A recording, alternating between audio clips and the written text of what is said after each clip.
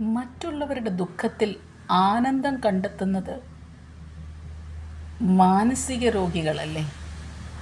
നമ്മുടെ നാട്ടിൽ ഇങ്ങനെയുള്ളവരും ജോലിക്കുണ്ട്.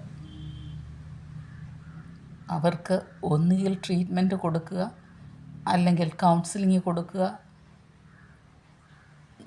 പൊതുജനങ്ങളുടെ